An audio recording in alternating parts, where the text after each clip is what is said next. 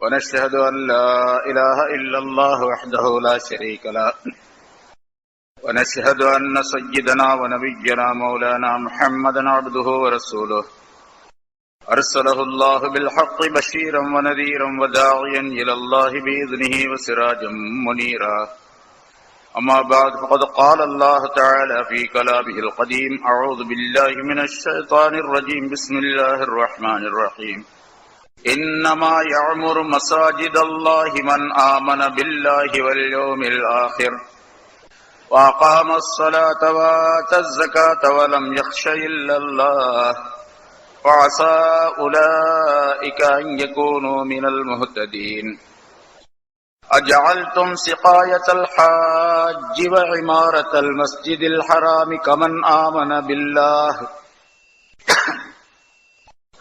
آمن بالله واليوم الآخر وجاهد في سبيل الله لا يستوون عند الله والله لا يهدي القوم الظالمين الذين آمنوا وهاجروا وجاهدوا في سبيل الله بأموالهم وأنفسهم أعظم درجة عند الله وأولئك هم الفائزون صدق الله العظيم. கண்ணியத்திற்குரிய பெரியோர்களே, சகோதரர்களே, அல்லாஹ் தஆலாவுடைய கிருபையால் 631வது வாரமாக தஃப்சீருடைய இந்த தொடர் பயான் இப்பொழுது ஆரம்பிக்கப்படுகிறது. இப்பொழுது வாசிக்கப்பட்ட இந்த ஆயத்துகளிலே மஸ்ஜிதுகளை, அல்லாஹுடைய மஸ்ஜிதுகளை நிர்வகிக்கக்கூடியவர்கள், அதை பராமரிக்கக்கூடியவர்கள் எப்படி இருக்க வேண்டும் என்பதை குறிப்பிடுகின்றார். இன்னமா யஅமுரு மசாஜித் அல்லாஹ், அல்லாஹுடைய மஸ்ஜிதுகளை நிர்வகிக்கக்கூடியவர்களெல்லாம் மன் ஆமன பில்லாஹி வல் யௌமில் ஆகிர், அல்லாஹுவையும் மறுமை நாளையும் நம்பியவர்களாக இருக்க வேண்டும். வ அகாமஸ் ஸலா, தொழுகையை அவர்கள் நிலையாக செய்து கொண்டிருக்க வேண்டும், நிலைநிறுத்த வேண்டும். வ ஆத்தஸ் ஸகாத், ஸகாத்தை கொடுத்து வரக்கூடியவர்களாக இருக்க வேண்டும்.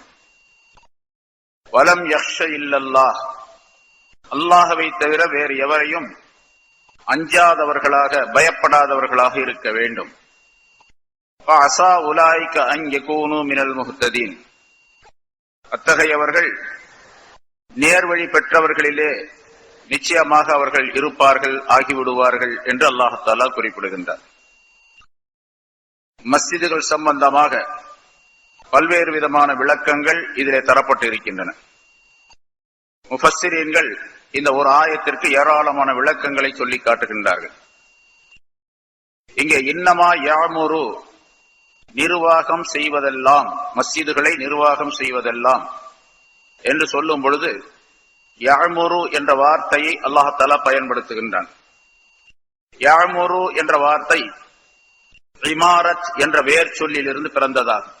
அதனுடைய அடிச்சொல், அசல் சொல் இமாரத் என்பது. இமாரத் என்று சொன்னால் கட்டடம் அப்படின்னு சொல்லுவோம். அது உருதுவிலும் கட்டடம் இமாரா என்பதாக சொல்லப்படும். ஆனால் இந்த இடத்துல இமாரத் என்பதற்கு, யாமுரு என்பதற்குள்ளே உள்ள இமாரத் என்பதற்கு பின்னால் உள்ள ஆயத்துகளுடைய அந்த விளக்கங்களை வைத்து பல பொருள்கள் செய்யப்பட்டிருக்கின்றன. மஸ்ஜிதை கட்டுவதும் இமாரத் என்பதிலே சேர்ந்ததுதான். அந்த மஸ்ஜிதை பாதுகாப்பதும் இமாரத் என்பதிலே சேர்ந்ததுதான். அந்த மஸ்ஜிதுகளை சுத்தப்படுத்துவது, தூய்மையாக வைத்துக் கொள்ளுவதும் இமாரத் என்பதிலே சேர்ந்ததுதான். அதற்கு வேண்டிய ஏற்பாடுகளை செய்வது, தொழ வைப்பதற்காக வேண்டி, அசான் சொல்லுவதற்காக வேண்டி, மற்ற வேலைகளை கவனிப்பதற்காக வேண்டி ஆட்களை நியமித்து அதற்குரிய ஏற்பாடுகளை செய்வது இன்திசாம் என்பதாக சொல்லப்படும். இதுவும் இமாரத் என்பதற்குள்ளே அடங்கும். அதே போன்று இமாரத் என்பதற்கு அல்லாஹுவை வணங்குவதற்காக வேண்டி மக்கள் வந்து சேருவதும் என்பதும் அதற்கு பொருளாகும். அல்லாஹுடைய வணக்கத்தை நிறைவேற்றுவதற்காக வேண்டி அந்த இடத்திலே வந்து கூடுவது, அல்லாஹுடைய மஸ்ஜிதிலே வந்து சேருவது என்பதும் பொருளாகும். அதே போன்ற இமாரத் என்பதற்கு அல்லாஹுவை திக்ர் செய்வதும், திலாவத்துல் குர்ஆன், குர்ஆனை ஓதுவதும் அதற்குள்ளே அடக்கமாகும். ஆக இப்படி ஒரு 7-8 விதமான அர்த்தங்கள் இமாரத் என்பதற்கு உண்டு. அத்தனை அர்த்தங்களும் இன்னமா யாமுரு என்பதற்குள்ளே இருக்கின்றது. அப்படின்னா எல்லா அர்த்தங்களையும் சேர்த்து வைத்துத்தான் அதற்கு விளக்கம் சொல்ல வேண்டும். இன்னமா யாமுர் மசாஜித் அல்லாஹ், அல்லாஹுடைய மஸ்ஜிதுகளை நிர்வாகம் செய்பவர்கள் எல்லாம் எப்படி இருக்க வேண்டும் என்றால், இங்கே முதல் அர்த்தம் நிர்வாகிகள் என்று எடுத்துக்கொள்வோம். நிர்வாகம் செய்யக்கூடியவர்கள் அவர்கள் எப்படி இருக்க வேண்டும் என்றால், மன் ஆமன பில்லாஹ், அல்லாஹுவை அவர்கள் ஈமான் கொண்டவர்களாக நம்பியவர்களாக இருக்க வேண்டும். மஸ்ஜிதுகளிலே தலைவர்களாக, செயலாளராக, பொறுப்பாளிகளாக, அதாவது நிர்வாகம் செய்யக்கூடியவர்களாக இருப்பவர்கள் அல்லாஹுவை நம்பியவர்களாக இருக்க வேண்டும், முதல் நிபந்தனை. இரண்டாவது அல் யௌமில் ஆஹிர், மறுமையை நம்பியவராக இருக்க வேண்டும். பொதுவாக சொல்ல போனால் ஈமான் கொண்டவராக இருக்க வேண்டும். ஈமானுடைய ஷர்த்துகள், நிபந்தனைகள் 6, 7 என்பதாக சொல்லுவோம். அல்லாஹுவை நம்புவது, ஆகிரத்தை நம்புவது, அவனுடைய வேதங்களை நம்புவது, அவன் தூதர்களை நம்புவது என்றெல்லாம் சொல்லுவோம். ஆனால் இந்த இரண்டுக்குள்ளே எல்லாம் அடக்கம். அல்லாஹுவை நம்புவது என்று சொல்லும் பொழுது ரசூலை நம்பாமல் அல்லாஹுவை நம்பினால் மட்டும் போதாது. அல்லாஹுவை மட்டும் நான் நம்புகின்றேன், ஈமான் கொள்ளுகிறேன், அல்லாஹுடைய ரசூலை நான் நம்ப மாட்டேன் என்று சொன்னால் அவர் அல்லாஹையும் நம்பாதவர் தான், அவரும் மூமின் என்பதாக சொல்லப்பட மாட்டார். அதனால ஆமன பில்லாஹ் என்பதற்குள்ளே ரசூலும் சேர்ந்து கொள்வார்கள். வல் யௌமில் ஆகிர், மறுமையை நம்புவது என்று சொல்லும் பொழுது அதற்குள்ளே மறுமை நாள் சம்பந்தப்பட்ட எல்லா விஷயங்களும் வந்துவிடும். சொர்க்கத்தை நம்புவது, நரகத்தை நம்புவது, கேள்வி கணக்கை நம்புவது, இறந்து விட்ட பின்னால் கபரிலே இருக்கக்கூடிய விஷயங்களை நம்புவது, அதற்கு பின்னால் எழுப்பப்பட்டு கேள்வி கணக்கு கேட்கப்படுவதை நம்புவது, மலக்குகளை நம்புவது, இவையெல்லாம் ஆகிரத்திற்குள்ளே வந்துவிடும். ஆக ஈமானுடைய நிபந்தனைகள் 7, 6 என்று சொல்லப்பட்டதெல்லாம் இந்த இரண்டுக்குள்ளே அடக்கம். அதனால் அல்லாஹ்தஆலா பொதுவாக சொல்லிவிட்டான், மன் ஆமன பில்லாஹி வல் யௌமில் ஆகிர். ஆக முதல் நிபந்தனை ஈமான் கொண்டிருக்க வேண்டும். நிர்வாகிகளாக இருக்கக்கூடியவர்கள் மூமின்களாக, முஸ்லிம்களாக இருக்க வேண்டும், அல்லாஹ்வை நம்பி வாழக்கூடியவர்களாக இருக்க வேண்டும். முஷ்ரிக்குகளாக, காபிர்களாக, யூதர்களாக, கிறிஸ்தவர்களாக, மஜூசிகளாக, வேறு எந்த இனத்தவராகவும் எந்த மதத்தவராகவும் இருக்கக்கூடாது. எந்த மதத்தாரும் நிர்வாகத்திற்கு தகுதி இல்லாதவர்கள் என்பதை அல்லாஹ் குறிப்பிடுகின்றார். ஆக முதல் நிபந்தனை ஈமான் கொண்டிருக்க வேண்டும் என்று அல்லாஹ்தஆலா குறிப்பிடுகின்றார். ஏனென்று சொன்னால் அல்லாஹ்தஆலாவுடைய இந்த வீடு ஷிர்கை விட்டும் மனிதர்களை சுத்தப்படுத்துவதற்காக வேண்டி ஏற்படுத்தப்பட்ட வீடு. அல்லாஹ்வுடைய வீடு இது ஷிர்கை விட்டும் மனிதர்களையும் மனித உள்ளங்களையும் சுத்தப்படுத்துவதற்காக ஏற்படுத்தப்பட்ட வீடு. ஒரு முஷ்ரிக்கான மனிதர் ஒரு மஸ்ஜிதுக்கு நிர்வாகியாக ஆக்கப்பட்டால் அவர் சொல்லுகின்றார், நான் இந்த இடத்திலே எந்த விதமான ஷிர்கான காரியங்களையும் செய்ய மாட்டேன், ஷிர்க் என்றால் எனக்கு பிடிக்காது, ஷிர்கான காரியங்களை செய்யக்கூடிய பழக்கம் என்னிடத்தில் இல்லை, நான் ஒரே கடவுள் ஒன்றே என்று நம்பக்கூடியவன் தான் என்றெல்லாம் அவர் சொல்லுகின்றார். ஆனால் ஈமான் கொள்ளவில்லை. ஈமான் கொள்ளுவது வேறு, கடவுள் ஒருவர் தான் என்று சொல்லுவது வேறு. எல்லா இந்துக்களும் அப்படித்தான் சொல்லுகின்றார்கள். ஒன்றே குலம் ஒருவனே தேவன் அப்படின்னு சொல்றாங்க. ஆனா சொல்லுவது என்பது வேறு, ஈமான் கொள்வது என்பது வேறு. ஈமானுக்கு என்ன நிபந்தனைகள் இருக்கின்றவோ அவை எல்லாம் சேர்த்து அவர் நம்பிக்கை கொண்டு நாவால் மொழிய வேண்டும். அதற்கு பேர் தான் ஈமான் என்பதாக சொல்லப்படும். அப்படி இல்லாமல் இருந்தால் அவர் ஈமானுக்குள்ளே வர முடியாது, மஸ்ஜிதுக்கு நிர்வாகியாக வர முடியாது.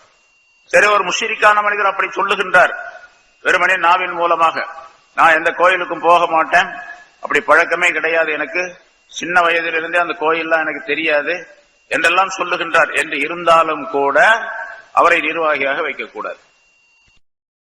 ஏனென்று சொன்னால் அவர் ஈமான் கொள்ளவில்லை என்பது முதல் கருத்து, முதல் காரணம். இரண்டாவது, அவர் ஷிர்க் உடையவராக இருக்கின்ற காரணத்தால், ஷிர்க் வைத்து வணங்கவில்லை என்று சொன்னாலும் கூட ஷிர்க்கை விட்டு அவர் இன்னும் நீங்கவில்லை என்ற காரணத்தால் அந்த ஷிர்க்கை அல்லாஹ்தஆலாவுடைய வீட்டிலே கொண்டு வந்து நுழைத்து விடுவதற்கு காரணமாக அவர் ஆகிவிடுவார். ஆகவே அவரை வைக்கக்கூடாது என்பது பொருளாகும். சரி, அதே போல அடுத்து அல்லாஹ்தஆலா சொல்லுகின்றான், வஅகாமஸ் ஸலா, தொழுகையை நிலைநிறுத்தக்கூடியவராக அவர் இருக்க வேண்டும். தொழுகையை சரியாக செய்யக்கூடியவராக, மஸ்ஜிதுகளிலே நிர்வாகிகளாக இருக்கக்கூடியவர்கள் தொழுகையை பேணுதலாக நிரந்தரமாக செய்து வரக்கூடியவர்களாக, தொழுது வரக்கூடியவர்களாக இருக்க வேண்டும். தொழாதவர்களை மஸ்ஜிதுடைய முத்தவல்லியாக, செயலாளராக, உறுப்பினர்களாக போடவே கூடாது என்பதும் அல்லாஹ்தாலாவுடைய இந்த ஆயத்தினுடைய கருத்து. இல்ல ஹஜ்ரத், அவரை போட்டா அப்புறம் தொழுதுக்குவாரு அப்படின்னு சொல்றவங்களும் உண்டு. அவர் நிர்வாகியா போட்டுட்டாங்கன்னா மறுபடியும் தொழுதுக்குவார் வந்து அப்படின்னு சொல்லி. இங்க ஹஜ்ரத் ஒருத்தட்ட சொன்னாங்க, ஒரு பள்ளியாசல் ஒரு மஸ்ஜிதுக்கு அவங்க போகும்போது சொன்னாங்க அந்த மக்கள், ஹஜ்ரத் இங்க உள்ள நிர்வாகிகள் சில பேர் தொழுவ மாட்டேங்கிறாங்க, கொஞ்சம் சொல்லுங்க ஹஜ்ரத் அப்படின்னு. ஹஜ்ரத் சொன்னாங்க அவங்கள்ட்ட, தொழக்கூடியவர்களா பார்த்து முதல் நிர்வாகியா போடுங்க, தொழாதவரை கொண்டு வந்து போட்டுக்கிட்டு தொழுங்கன்னு சொல்றதை விட நீங்க தொழக்கூடியவர்களை பார்த்து முதல் நிர்வாகிய போட்டுங்க அப்படின்னு சொன்னாங்க. அது மாதிரி முதல்ல தொழக்கூடியவர் நிரந்தரமாக தொழுகை சம்பந்தப்பட்ட விஷயத்திலே முஹாஃபலத், தொழுகையை எப்படி தொழ வேண்டும் என்று அல்லாஹ் சொல்லி இருக்கின்றானோ, ரசூல் சொல்லி இருக்கின்றார்களோ அந்த முறைப்படி தொழக்கூடியவராக இருக்கின்றாரா என்பதை பார்த்து அவரை நியமனம் செய்ய வேண்டும் என்பது இதனுடைய விளக்கமாகும். இன்னும் சில பேர் சில இடங்கள்ல இருக்கிறாங்க, மஸ்ஜிதுக்கு முத்தவல்லியாகவோ அல்லது உறுப்பினராகவோ அதற்குரியவராக வருவதற்காக வேண்டி அடுத்த வருஷம் அந்த மஸ்ஜிதிலே தேர்தல் நடக்கின்றது அல்லது தேர்ந்தெடுக்க போகின்றார்கள் முத்தவல்லிகளை, உறுப்பினர்களை, நிர்வாகிகளை என்று சொன்னால் அவர் ஒரு 6 மாசத்துக்கு முன்னாலே தொழ ஆரம்பிச்சிடுவார். தொழுதுகிட்டே இருப்பார், ஒரு 6 மாசமா தொழுதுகிட்டே இருப்பார். இவர் தொழுகிறார், ஆக இவர் நல்ல மனுஷர், இப்ப வந்து தொழ ஆரம்பிச்சிட்டார், அதனால இவரை போட்டுடலாம் அப்படின்னு சொல்லிட்டு அவரை நிர்வாகியா போட்டுட்டாங்க, முத்தவல்லியாகவோ அல்லது வேறு பதவியில அவர் போட்டுட்டா போட்டதோடு நின்றுவார், அதோட ஸ்டாப் ஆயிடும், அதுக்கு பின்னால வர மாட்டார். எல்லாம் நடந்து கொண்டிருக்கக்கூடிய நிலை இது நம்ம நாட்டில் பார்க்கணும். அதனால முதல்ல பாபந்தியாக தொழுகையை பேணுதலாக தொழுது வரக்கூடியவராக இருக்க வேண்டும். அதனால அல்லாஹ்தாலா குர்ஆன்ல பொதுவாக தொழக்கூடிய விஷயத்தை பற்றி சொல்லும் பொழுது அகீமுஸ்ஸலா, தொழுகையை நிலை நிறுத்துங்கள் என்றுதான் சொல்லுகின்றான் அல்லாஹ்தாலா. தொழுகையை தொழுங்கள் என்பதாக சொல்லவில்லை. தொழுகையை நிலை நிறுத்துதல் என்பது அவர் எப்பொழுது பருவமடைந்தாரோ பாலிகானாரோ அந்த நேரத்திலிருந்து மௌத்து வரைக்கும் தொழ வேண்டும். அதுக்கு பிறகுதான் இகாமுஸ்ஸலா, தொழுகையை நிலை நிறுத்துதல் என்பதாக சொல்லப்படும். அந்த தன்மை உடையவராக முதலாவதாக தேர்ந்தெடுக்க, முதல்ல ஈமான் இருக்க வேண்டும், இரண்டாவது தொழுகை இருக்க வேண்டும். ஜகாத்தை கொடுத்து வரக்கூடியவராக அவர் இருக்க வேண்டும். இதெல்லாம் கட்டாய கடமைகள் இல்லையா? ஈமான் கொள்ளுவது, தொழுவது, ஜகாத்து கொடுப்பது கட்டாய கடமை. கட்டாயமான கடமையை, தன் மீது விதியாக்கப்பட்ட கட்டாயமான கடமையை செய்யாத ஒரு மனிதர் முத்தவல்லியாகவோ உறுப்பினராகவோ நிர்வாகியாகவோ போடப்படும் பொழுது கடமை அல்லாத காரியத்திலே அலட்சியம் காட்டக்கூடியவராக ஆகிவிடுவார். மஸ்ஜிதை பராமரிப்பது, மஸ்ஜிதுடைய சொத்துக்களை பராமரிப்பது, மஸ்ஜித் சம்பந்தப்பட்ட பல்வேறு விஷயங்களை பார்ப்பது, கவனிப்பது, இதுவெல்லாம் தொழுகையை விட கொஞ்சம் கம்மியானதுதான், ஜகாத்தை விட குறைவானதுதான், ஈமானை விட கம்மியானதுதான். ஈமான், தொழுகை, ஜகாத்து போன்ற உயர்தரமான கடமைகளையே செய்யாத ஒரு மனிதர் அதை விட குறைவாக உள்ள மற்ற காரியங்களை எப்படி செய்ய முடியும்? அதனால முதல்ல அதை கடமைகளை சரியாக செய்யக்கூடியவராக அவரை நாம் தேர்ந்தெடுக்க வேண்டும், இருக்கக்கூடியவரை தேர்ந்தெடுக்க வேண்டும் என்பதை அல்லாஹ் இங்கே குறிப்பிடுகின்றான். ஜகாத்தை கொடுத்து வர வேண்டும். அதே போன்று மஸ்ஜிதை நிர்வாகம் செய்யக்கூடிய விஷயத்திலே வலம் யக்ஷ இல்லல்லாஹ், அல்லாஹ்வை தவிர வேறு எவரையும் பயப்படாதவராக இருக்க வேண்டும். அவர் அல்லாஹ்வை தவிர வேறு யாருக்கும் அஞ்சக்கூடாது. அதாவது மஸ்ஜிதுடைய நிர்வாகத்துடைய விஷயத்திலே பல்வேறு விதமான சூழ்நிலைகள் ஏற்படும். இங்கே மஸ்ஜிதிலே பொதுவாக பணப்புழக்கம் இருக்கும், பொருளாதாரத்தினுடைய நிலை ஏற்படும். அதிகமான பொருள் இருக்கும் பொழுது அதை எப்படி பராமரிக்க வேண்டும், குறைவான பொருள் இருந்தால் எப்படி பராமரிக்க வேண்டும், பொருளாதாரத்தை எப்படி சேமிக்க வேண்டும், பொருளாதாரத்தை எதற்காக வேண்டி செலவு செய்ய வேண்டும், மஸ்ஜிதுக்கு வக்ஃப் செய்யப்பட்ட பொருள்களை எப்படி பயன்படுத்த வேண்டும் என்றெல்லாம் தெரிந்து கொள்ளக்கூடிய சூழ்நிலை இருக்க வேண்டும். பல பேர் கேட்கிறாங்க, மஸ்ஜிதுக்கு முத்தவல்லியா ஒருத்தர் இருக்கிறாரு அல்லது உறுப்பினராக இருக்கிறார், அவர் மஸ்ஜிதுடைய பொருளை எடுத்துட்டு போய் தன்னுடைய சொந்த உபயோகத்துக்காக பயன்படுத்துகின்றார் அப்படின்னு சொல்றாங்க சில பேர். இதெல்லாம் கூடாது. மஸ்ஜிதுக்கு வக்ஃப் செய்யப்பட்ட பொருள், பொதுவாக வக்ஃப் செய்யப்பட்ட பொருள் எதுவாக இருந்தாலும், குறிப்பாக மஸ்ஜிதுக்கு வக்ஃப் செய்யப்பட்ட பொருளை எதற்காக வேண்டி வக்ஃப் செய்யப்பட்டதோ அதற்கு மட்டுமே பயன்படுத்த வேண்டும். அது அல்லாத வேறு எந்த வேலைக்கும் பயன்படுத்தக்கூடாது. அதே மாதிரி மஸ்ஜிதிலே ஒருவர் வேலை செய்கின்றார், இமாம் ஒருத்தர் இருக்கிறார், மஸ்ஜித் இருக்கின்றார், வேலைக்காரர்கள் இருக்கின்றார்கள், இங்கே வேலை செய்வதற்காக வேண்டி நியமனம் செய்யப்பட்டிருக்கின்றார்கள். ஒவ்வொருவருக்கும் என்னென்ன வேலை என்பதாக அந்த வேலை மஸ்ஜிதுடைய வேலைக்காக வேண்டி நியமிக்கப்பட்ட அந்த பணியாளரை, அவர் யாராக இருந்தாலும் சரி, அவரை நிர்வாகிகளாக இருக்கக்கூடியவர்கள் தங்களுடைய சொந்த வேலைக்கு பயன்படுத்தக்கூடாது. இங்க வா, வீட்டுல போய் அதை எடுத்துட்டு வா, இதை எடுத்துட்டு வா என்று சொல்லுவதும் கூடாது. ஏனென்று சொன்னால் அவர் இவருடைய வேலைக்காக நியமிக்கப்படவில்லை. அவருக்கு சம்பளம், அவருக்கு ஊதியம் மஸ்ஜிதுடைய பொருளில் இருந்து கொடுக்கப்படுகின்றது. இவர் தன்னுடைய சொந்த வேலைக்காக வேண்டி அவரை அனுப்பினால் அவரிடத்தில் சொல்லிக் கொள்ள வேண்டும், உனக்கு நான் இந்த வேலையை சொல்றேன், உனக்கு அதிக தனியா அதுக்கு நான் கூலி கொடுத்துறேன், காசு கொடுக்கிறேன், நீ போய் அந்த வேலையை செஞ்சுட்டு வர முடியுமா என்று அவருடைய ஓய்வு நேரத்திலே, அதாவது மஸ்ஜிதுடைய வேலை அல்லாத நேரத்திலே அவரிடத்தில் வேலை வாங்கலாம். ஆனால் அனுமதி பெற்றுக் கொள்ள வேண்டும், அவரிடத்தில் அனுமதி பெற்றுக் கொள்ள வேண்டும். பொதுவாக இது மற்றவர்களுக்கும் தெரிந்திருக்கக்கூடிய நிலை இருக்க வேண்டும். மற்றவர்களுக்கு தெரியாம இருந்துச்சுன்னு வச்சுங்க, இவர் எப்ப பார்த்தாலும் நான் பார்த்துக்கிட்டே இருக்கிறேங்க, அந்த ஆளை மஸ்ஜிதுல வேலை செய்யக்கூடியவரை தன்னுடைய வீட்டு வேலை பூரா அவர்கிட்ட தான் வாங்கிக்கிறாரு அப்படின்னு மற்றவர்கள் குறை சொல்லக்கூடிய சூழ்நிலை ஏற்படக்கூடாது.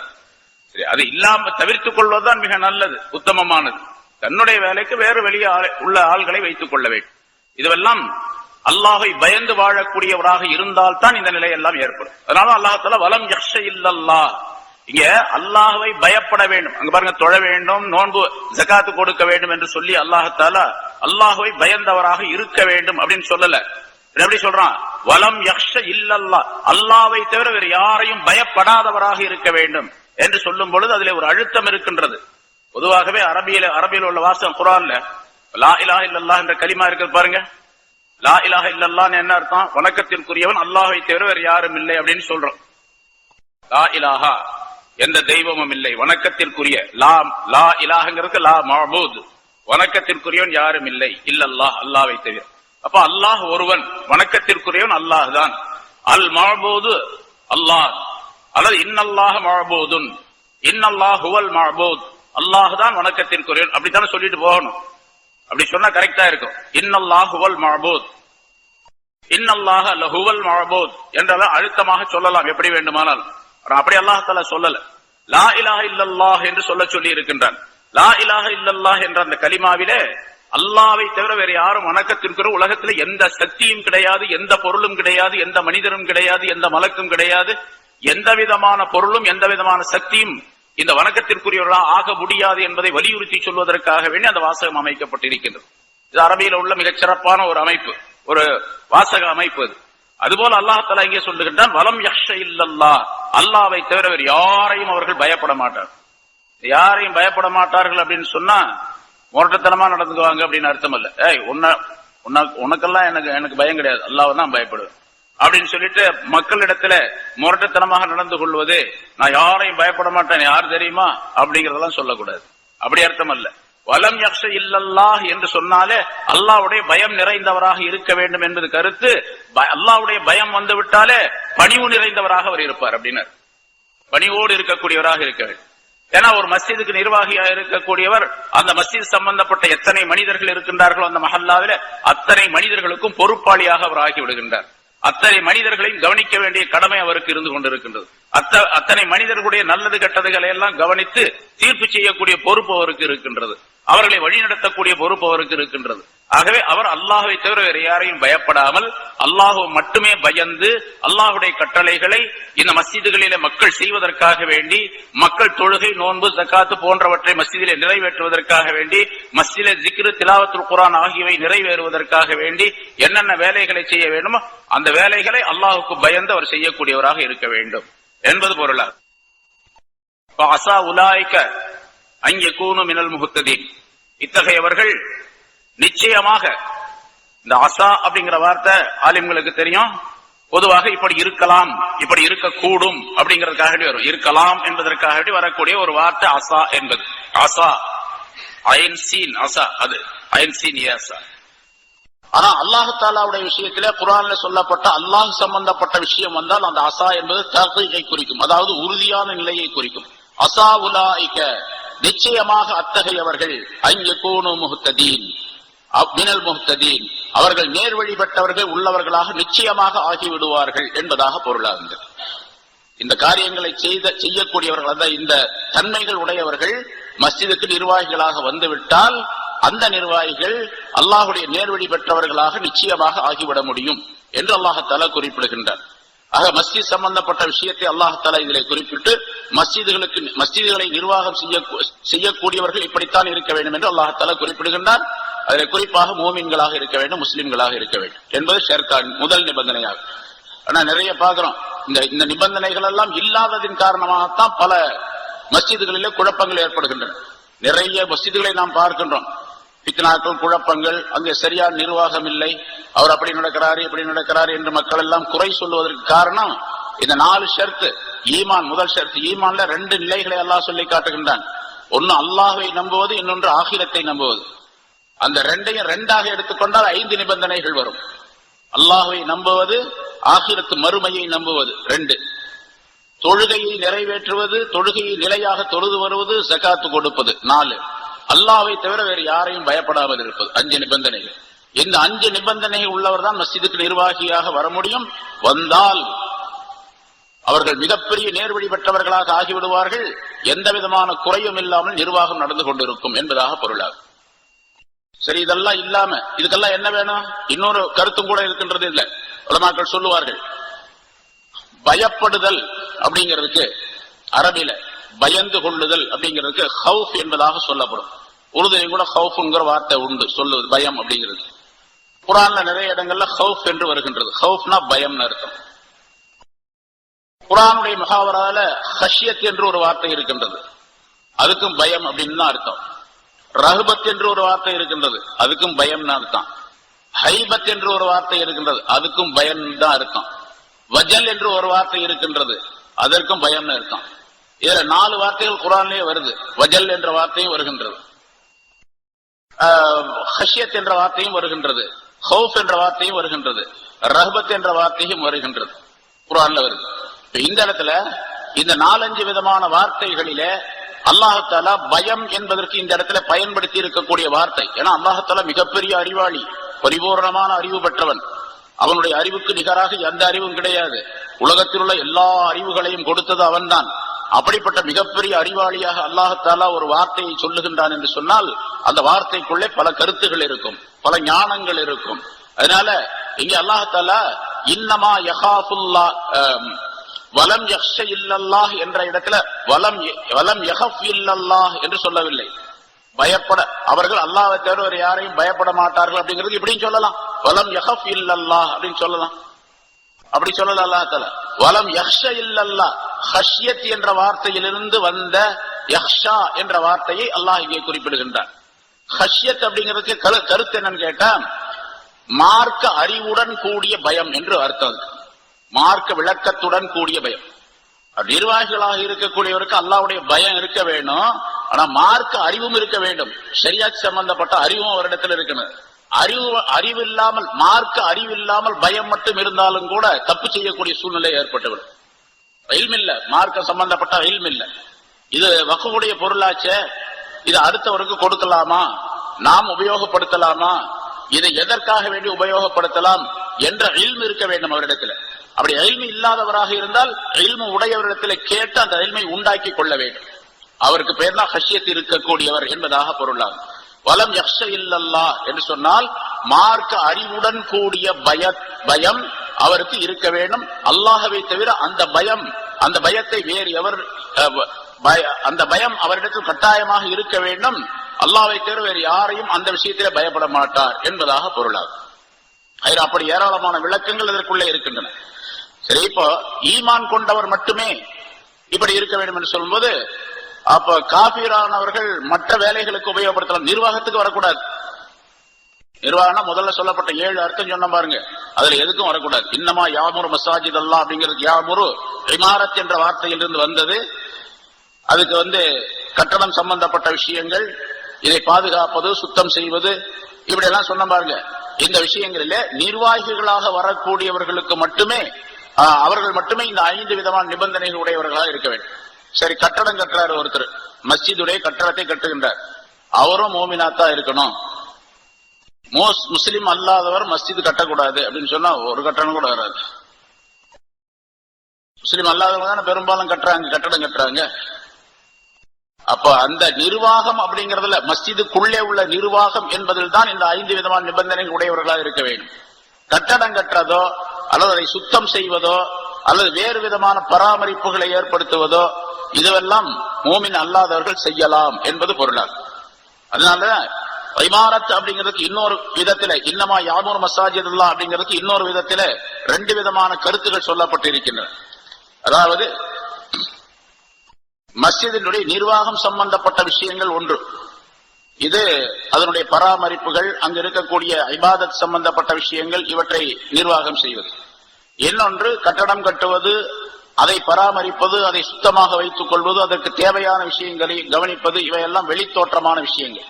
இந்த வெளித்தோற்றமான விஷயங்களிலே முஸ்லிம் அல்லாதவர்களை, மூமின் அல்லாதவர்களை பயன்படுத்திக் கொள்ளலாம் என்பதும் இதற்குரிய விளக்கமாக சொல்லப்பட்டிருக்கிறது. உலமாக்கள் இந்த ஹதீஸுன் இந்த ஆயத்தினுடைய விளக்கத்திலே குறிப்பிடுகின்றார்கள், வலில் முஸ்லிமீன அன் யக்பலு மினல் காஃபிரி மஸ்ஜிதன் பனாஹு காஃபிருன் அவ் அவ்ஸா பிபினாஇஹி அவ் தர்மீமிஹி இதா லம் யகுன் ஃபீ தாலிக வரருன் தீனியுன் வலா சியாசியுன்.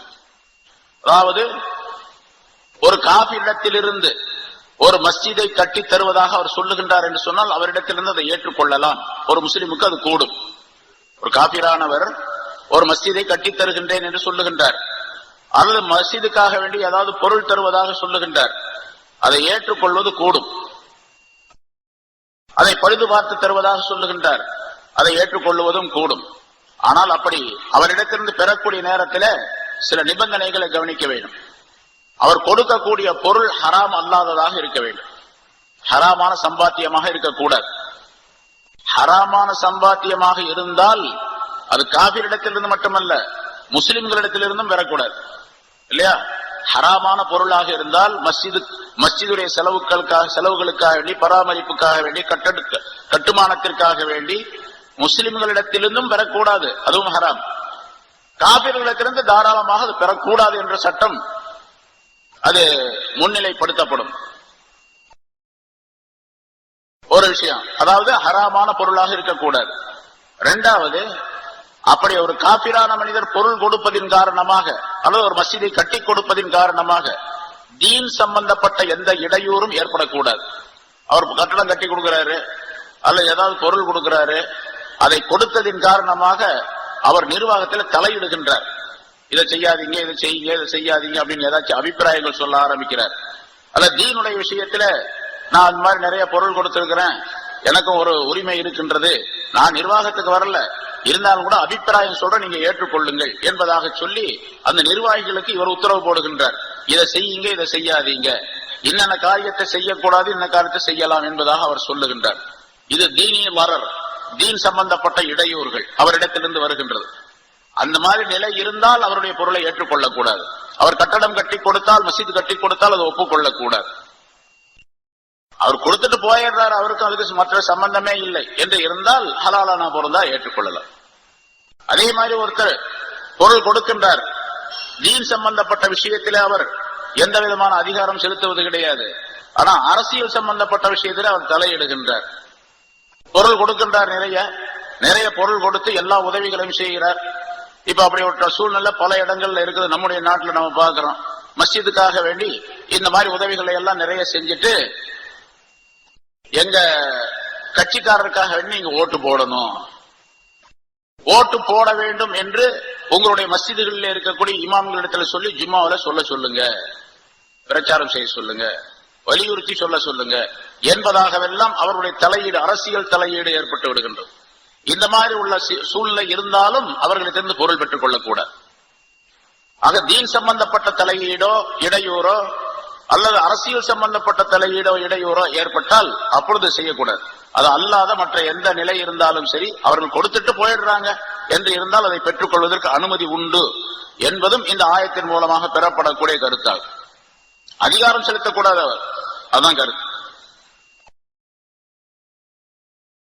சரி, இன்னொரு கருத்து, இன்னமா யாமுரு மசாஜித் அல்லாஹ், மஸ்ஜிதுகளை நிர்வகிக்கக்கூடியவர்கள் இப்படித்தான் இருக்க வேண்டும், மஸ்ஜிதுடைய நிர்வாகம் என்பது இப்படித்தான் இருக்க வேண்டும் என்று சொல்லும் பொழுது, இங்கே தொழுகை நடைபெறுவது, அதே மாதிரி தொழுகை சம்பந்தப்பட்ட விஷயங்களுக்காக வேண்டியுள்ள இல்மை கற்றுக் கொடுப்பது, அல்லது தீன் சம்பந்தப்பட்ட இல்மை கற்றுக் கொடுப்பது, அல்லாஹுடைய ஜிக்ர் நடைபெறுவது, அல்லாஹுடைய குர்ஆனை ஓதுவது, திலாவத்துல் குர்ஆன் ஆகியவை எல்லாம் இந்த மஸ்ஜிதிலே நடைபெறுவதற்காக வேண்டி வேலைகளை செய்வது, இதுவும் அந்த இமாரத் என்பதற்குள்ளே அடங்கும். அல்லாஹ் தஆலா ஒரு விஷயத்தை மஸ்ஜித் சம்பந்தப்பட்டு இங்கே சொல்லி இருக்கின்றான் என்று சொன்னால், மோமினாக இருக்கக்கூடியவர்கள் அதை எப்படியெல்லாம் பராமரிக்க வேண்டும் என்பதை வலியுறுத்தி, அதை மனிதர்கள் தெரிந்து கொள்வதற்காக, மோமின்கள் தெரிந்து கொள்வதற்காக இந்த கருத்துக்களை எல்லாம் அல்லாஹ் தஆலா குறிப்பிடுகின்றான் என்பதாக விளக்கப்பட்டிருக்கின்றது. மிக முக்கியமாக மற்றொரு கருத்து, இங்கு உலமாக்கள் நிறைய முஃபஸ்ஸிரீன்கள் எழுதுகின்றார்கள், மஸ்ஜித் சம்பந்தப்பட்ட சிறப்புகள், மஸ்ஜிதை இப்படித்தான் பராமரிக்க வேண்டும், இவர்கள் தான் இருக்க வேண்டும், இவர்கள் இருக்கக்கூடாது, இமாரத் என்பதற்கு என்னென்ன பொருள்கள் எல்லாம் உண்டு என்று சொல்லும் பொழுது மஸ்ஜிதுடைய சிறப்புகளும் இங்கே விளக்கப்படுகின்றன.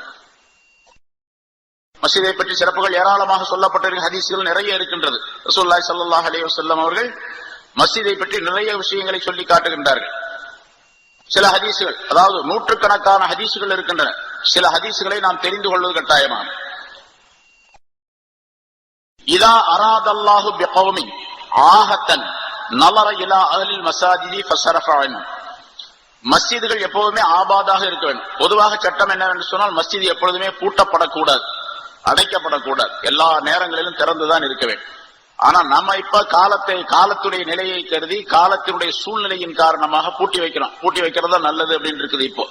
ஆனா அசல் சட்டம் என்னவென்று சொன்னால், எப்பொழுதுமே பூட்டக்கூடாது. எப்பொழுதுமே பூட்டப்படக்கூடாது என்று சொன்னால், எப்பொழுதுமே அது இபாதத்து நடைபெற்றுக் கொண்டே இருக்க வேண்டும், 24 மணி நேரம். மஸ்ஜித் நபவியில எப்ப பார்த்தாலும் ஜனங்க இருந்துகிட்டே இருப்பாங்க, எப்பொழுது பார்த்தாலும் சஹாபாக்கள் இருந்து கொண்டே இருப்பார்கள். இரவு நேரத்திலோ பகல் நேரத்திலோ அது அப்படிங்கிற பாகுபாடெல்லாம் கிடையாது. எந்த நேரத்தில் போனாலும் சரி அங்க மனிதர்கள் இருந்து கொண்டிருப்பார்கள். இப்போ நம்ம ஹரம்ல பாக்குற மக்காவுடைய மதீனாவுடைய ஹரம்ல பூட்டப்படுகின்றது என்று சொன்னால், அதற்கும் சில காரணங்களை வைத்துத்தான் அங்கே பூட்டுகின்றார்கள். ரமலான் மாசத்துல பூட்டுறது கிடையாது. மற்ற மாதங்களில் எல்லாம் அந்த கதவை பூட்டி விடுகின்றார்கள். குறிப்பிட்ட நேரத்திற்கு பின்னால, ஒரு 11 மணிக்கு பின்னால் அதை பூட்டி விடுகின்றார்கள். ஆனா மக்காவில எப்பவுமே பூட்டப்படுவது கிடையாது. ஏன்னு கேட்டா, இரவு பகலாக இடைவிடாமல் ஒரு வினாடி நேரம் கூட விடாமல் அங்கே இபாதத்து நடைபெற்றுக் கொண்டே இருக்கின்றது. பொதுவாக மஸ்ஜிதிலே இப்படித்தான் இருக்க வேண்டும். பொதுவாக மஸ்ஜிதிலே இப்படித்தான் இருக்க வேண்டும். இஷா தொழுகிறோம் என்று சொன்னால் ஒரு கூட்டம் வருவாங்க, தொழுவாங்க. இப்ப நம்முடைய இந்த மஸ்ஜிதில நம்ம பாக்குறோம், கிட்டத்தட்ட 11 மணி 11:30 மணி 12 மணி வரைக்கும் கூட தொழுகிறாங்க இங்க வந்து, இல்லையா? அடுத்தால தஹஜ்ஜுடைய நேரம் சொன்னா ஒரு 4 மணிக்கு நேரம் வந்துருது. 3:30 மணி 4 மணிக்கெல்லாம் மற்ற மனிதர்கள் வந்துடுறாங்க. இடைவெளி எவ்வளவு? ஒரு 4 மணி நேரம் தான். இந்த 4 மணி நேரத்தில் நம்ம பூட்டி வைக்கிறோம். அப்படி பூட்டப்படாமல் இருந்து பாதுகாப்புக்கு ஒரு ஏற்பாடு செய்து மனிதர்களுக்கு திறந்து விட்டால் அது இன்னும் ரொம்ப நல்லது. ஆனா அதையெல்லாம் பாதுகாப்புக்குரிய அந்த விஷயங்களை எல்லாம் நாம் கவனிக்கவும் வேண்டும். அது இல்லாமல் வெறுமனை திறந்து வைப்பது என்பது பிறகு அது பலவிதமான இடையூறுகளுக்கு காரணமாக ஆகிவிடும். அதையெல்லாம் கவனித்து செய்ய வேண்டும். சரி, இங்க ரசூலுல்லாஹி ஸல்லல்லாஹு அலைஹி வஸல்லம் அவர்கள் சொல்லுகின்றார்கள், இப்ப அந்த மஸ்ஜித் சம்பந்தப்பட்ட விஷயத்துல இப்ப நான் சொன்ன அந்த விஷயம், அதாவது தொழுகை, ஜிக்ரு, திலாவத்துல் குர்ஆன் இவையெல்லாம் மஸ்ஜிதில் நடந்து கொண்டிருக்கும் பொழுது எப்பொழுதுமே மஸ்ஜிதிலே அல்லாஹ் தஆலாவுடைய இபாதத்து நடைபெற்றுக் கொண்டே இருக்கின்றது என்பதாக பொருளாகும். சரி, அல்லாஹ் தஆலா பல நேரங்களிலே, சில நேரங்களிலே ஏதேனும் ஒரு ஆபத்தை மனித சமுதாயத்திற்கு அனுப்புகின்றான். அப்படி மனித சமுதாயத்திற்கு ஒரு ஆபத்தை அல்லாஹ் தஆலா அனுப்ப நாடினால் மஸ்ஜிதுகளில் உள்ளவர்களை அல்லாஹ் தஆலா பார்க்கின்றான். மஸ்ஜிதுகளிலே மனிதர்கள் இபாதத் செய்து கொண்டிருப்பதின் காரணமாக மனிதர்களுக்கு ஏற்படுத்தப்பட்ட அந்த ஆபத்தை தடுத்து நிறுத்தி விடுகின்றான் என்பதாக குறிப்பிடுகின்றார்கள். இதா அராதல்லாஹு பிகௌமின் ஆஹத்தன் நலர இலா அஹ்லில் மஸாஜித் ஃபஸரஃப அன்ஹும் என்பது ஹதீஸ். அது ஆபத்தை தடுத்து நிறுத்தி விடுகின்றான் மஸ்ஜிதிலே இருப்பவர்களின் காரணமாக. அப்படின்னா மஸ்ஜித் எவ்வளவு பெருசு. இதே மனிதர்கள் வீட்டில இருந்தாங்க, அல்லது ஏதாவது ஒரு விழாவில் கலந்துகிட்டு இருக்கிறாங்க, அல்லது ஒரு மண்டபத்தில் இருக்கிறாங்க, அல்லது ஒரு மாளிகையில் இருக்கிறாங்க, அங்கெல்லாம் அப்படி செய்யப்பட மாட்டார்.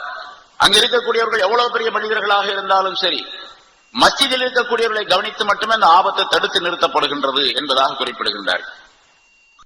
அல்லாஹ் தஆலா சொல்லுவதாக ரசூலுல்லாஹி ஸல்லல்லாஹு அலைஹி வஸல்லம் சொல்லுகின்றார்கள். அல்லாஹ் சொல்லுகின்றான், வ இஸ்ஸதி வ ஜலாலி, என்னுடைய கண்ணியத்தின் மீது ஆணையாக, என்னுடைய மகத்துவத்தின் மீது ஆணையாக, இன்னி லஅஹம்மு பி அஹ்லில் அர்லி அஸாபன், பூமியில் உள்ளவர்களுக்கு ஒரு தண்டனையை நான் ஏற்படுத்த வேண்டும் என்று நினைக்கின்றேன், நாடுகின்றேன். ஃபைதா நல்லத்து இலா உம்மாரி புயூதி, என்னுடைய வீடுகளை என்னுடைய வீடுகளை செழிப்பாக்கக்கூடியவர்களை நான் பார்த்தால், வயலல் முதஹாப்பீன ஃபிய்ய, எனக்காக வேண்டி ஒருவருக்கொருவர் அன்பு கொள்ளக்கூடிய மனிதர்களை நான் பார்த்தால், வயலல் முஸ்தக்ஃபிரீன பில் அஸ்ஹார், சஹர் நேரங்களிலே இஸ்திக்ஃபார் செய்யக்கூடியவர்களை நான் பார்க்கும் பொழுது சரப்து தாரிக அன்ஹும், அந்த தண்டனையை அவர்களை விட்டு நான் திருப்பி விடுகின்றேன் என்று அல்லாஹ் சொல்லுவதாக குறிப்பிடுகின்றார்கள். 3 விஷயம் இங்கே சொல்லுகின்றார்கள். அல்லாஹ் ஒரு தண்டனை அனுப்பும் பொழுது 3 சாரார்களை கவனிக்கிறான். பள்ளிவாசல பார்க்கிறான், பள்ளிவாசல்ல இபாதத் செய்து கொண்டிருந்தால் அந்த தண்டனை போயிடும், நிறுத்திடுறான். அதே மாதிரி அல்லாஹுக்காக வேண்டி ஒருவருக்கொருவர் நட்பு கொள்ளக்கூடிய தன்மையுடைய நிலை மனிதர்களிடத்தில் இருந்தால் அப்பொழுதும் அல்லாஹால தடுத்து நிறுத்தி விடுகின்றான். ஷஹர் நேரத்திலே எழுந்து தங்களுடைய பாவங்களுக்காக வேண்டி மன்னிப்பு தேடக்கூடியவர்கள் இருந்தால் அப்பொழுதும் அல்லாஹால தடுத்து நிறுத்தி விடுகின்றான் என்றெல்லாம் குறிப்பிடுகின்றார்கள்.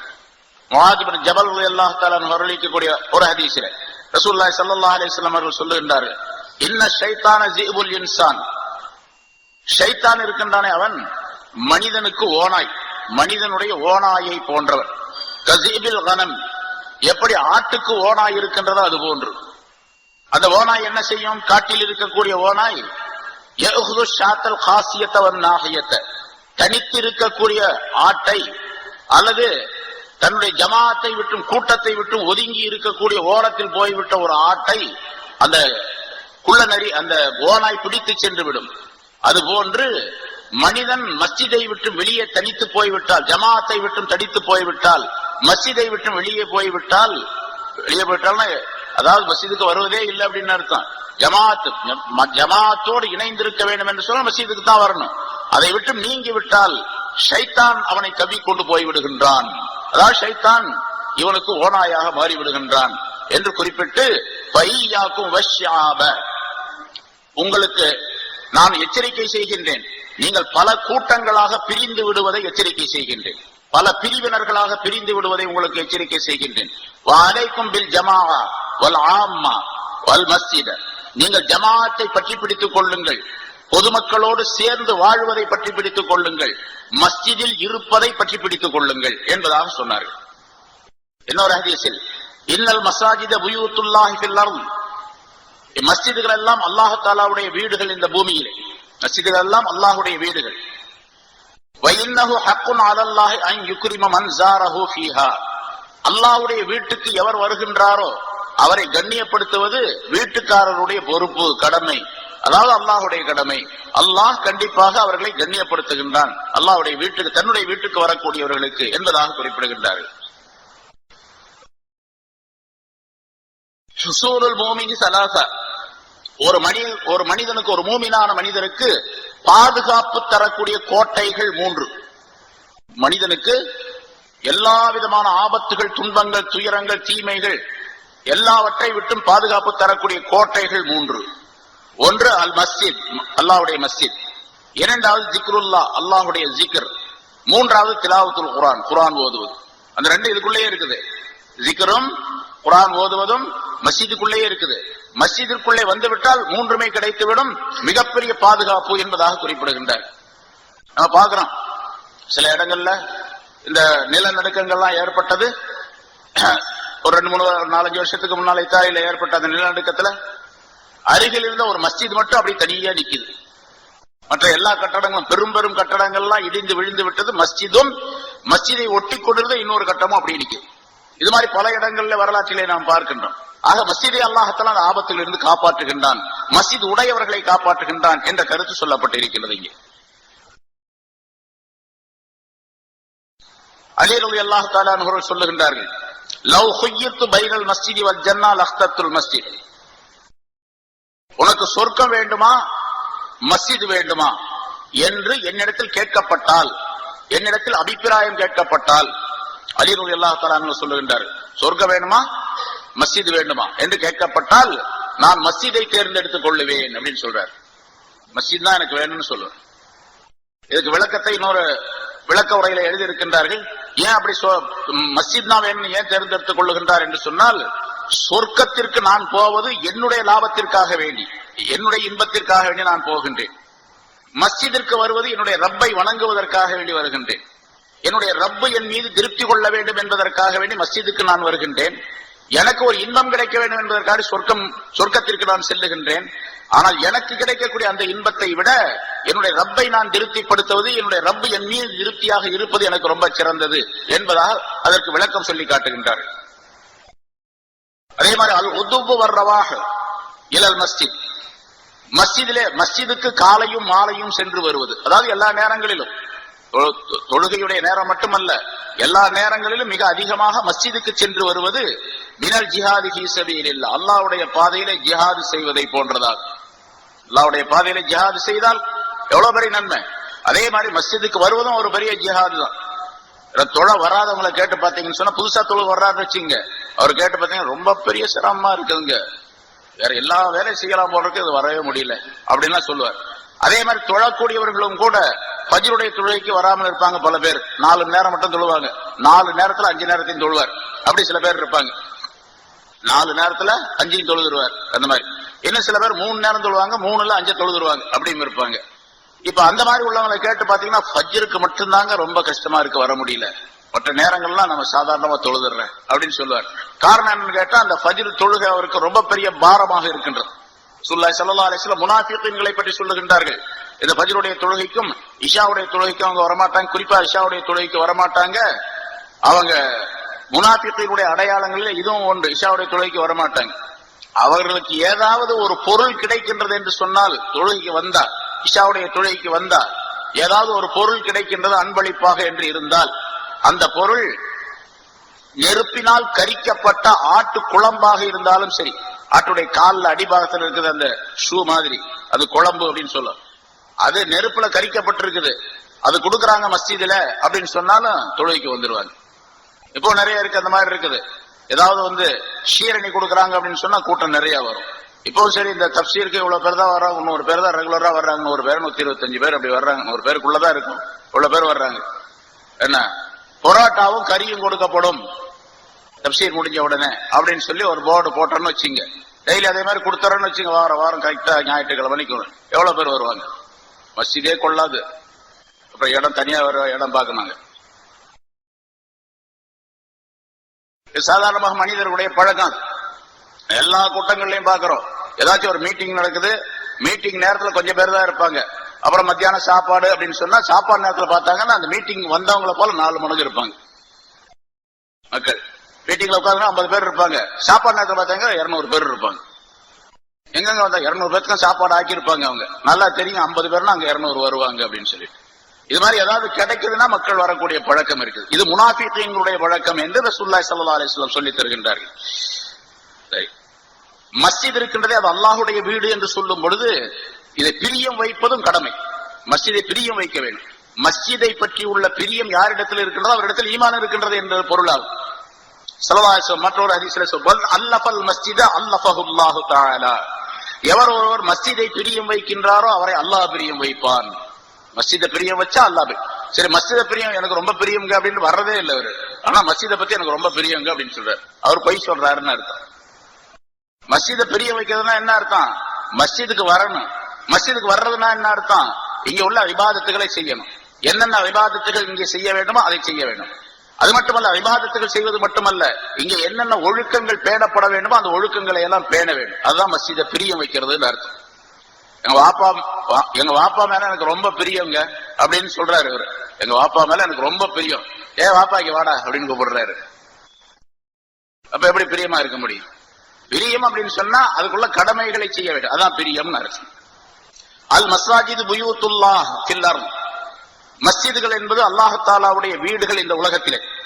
துலீஉ லி அஹ்லி ஸமாய் கமா துலீஉ நுஜூமு ஸமாய் லி அஹ்லில் அர்த், பூமியிலிருந்து பார்க்கக்கூடியவர்களுக்கு வானத்தில் இருக்கக்கூடிய நட்சத்திரங்கள் எப்படி பிரகாசமாக இருக்கின்றனவோ அதுபோன்று வானத்தில் இருந்து பார்க்கக்கூடியவர்களுக்கு அல்லாஹ்வுடைய மஸ்ஜிதுகள் பிரகாசமாக நட்சத்திரங்களை போன்று தெரிகின்றன என்பதாக குறிப்பிடுகின்றார்கள். இதோ ரசூலுல்லாஹி ஸல்லல்லாஹு அலைஹி வஸல்லம் அவர்கள் சொல்லுகின்றார். அதனால எவர் ஒருவர் இந்த மஸ்ஜிதுக்கு நடந்து வருகின்றாரோ, நடந்து வந்து மஸ்ஜிதிலே உள்ள இபாதத்துகளை செய்கின்றாரோ, இன்னும் சொல்ல போனால் இருட்டான நேரத்திலே, சுபுடைய நேரத்திலே, இப்ப இருட்டு கிடையாது, அந்த காலத்துல இருட்டா தான் இருந்துச்சு. இஷாவுக்கு வர்றதா இருந்தா தடுமாறி தான் வரணும், ஃபஜ்ருக்கு வர்றதா இருந்தாலும் அப்படித்தான் வரணும், எந்த விளக்கும் கிடையாது. ரசூலுல்லாஹி ஸல்லல்லாஹு அலைஹி வஸல்லம் அவர்கள் காலத்துல எண்ணெயினால் ஆக்கப்பட்ட விளக்கும் கூட கிடையாது, எண்ணெய் விளக்கும் கூட கிடையாது. அதுக்கு பின்னால் ரொம்ப காலத்துக்கு முன்னாடி 200-250 வருஷமா தானே கரண்டே வந்தது. அதுக்கு முன்னால கரண்ட்டும் கிடையாது இல்லையா? அதுக்கு முன்னால எண்ணெயில எரிக்கப்படக்கூடிய விளக்குகள் இருந்தன. அதுக்கு முன்னால அதுவும் இல்லாமல் இருந்தது. அப்ப இருட்டான நேரத்துல மஸ்ஜிதுக்கு வரக்கூடியவர்களுக்கு அல்லாஹ் பரிபூர்ணமான ஒளியை தருவான் என்பதாக ரசூலுல்லாஹி ஸல்லல்லாஹு அலைஹி வஸல்லம் கூறுகிறார். இரவின் இருட்டிலே மஸ்ஜிதுக்கு வரக்கூடியவர்களுக்கு கியாமத் நாளுடைய இருட்டிலிருந்து வெளிச்சத்தை அல்லாஹ் தருவான் என்பதாக ரசூலுல்லாஹி ஸல்லல்லாஹு அலைஹி வஸல்லம் கூறுகிறார்.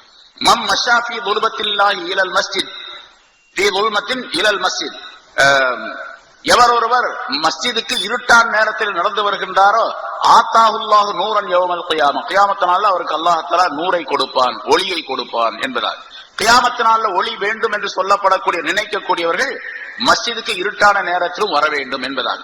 அதாவது மஸ்ஜிதுக்கு பொதுவாக இருட்டான நேரம் அப்படிங்கிறது ஃபஜ்ருடைய நேரம், இஷாவுடைய நேரம். இந்த நேரத்தில் வந்து அல்லாஹ் தஆலா கியாமத் நாள்ல அந்த ஒளியை ஏற்படுத்துகின்றான் என்பதாகவும் குறிப்பிடுகின்றார்.